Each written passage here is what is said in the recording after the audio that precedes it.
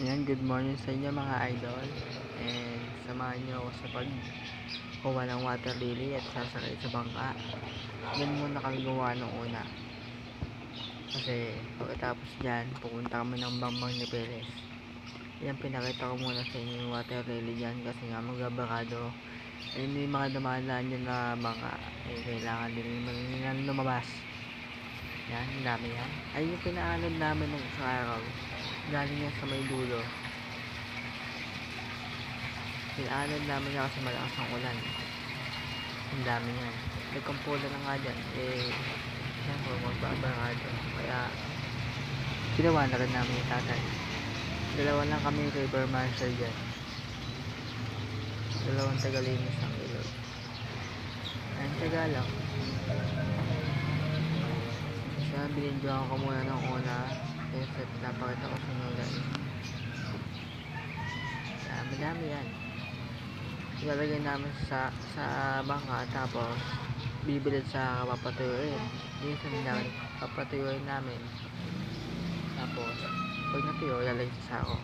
Minsan din namin napapatuyo kasi biglaan na ilalagay sa sako yung mga sariwa.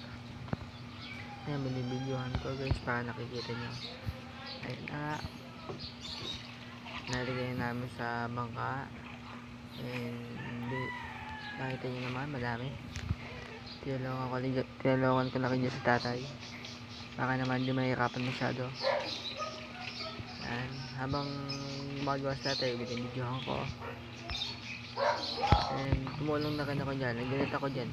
Pero hindi ko na pinakita yung ginagawa ko kasi tulad nga na sabi ko palagi, walang maghahawak ng camera, walang maghahawak ng video. Mahirap kasing mag-vlog ng gumagawa ka kasi minsan dalawa lang kami, nakakaya naman ipahawak kay tatay yung camera, tsaka malayo siya, kaya ako yung video na dami yan guys.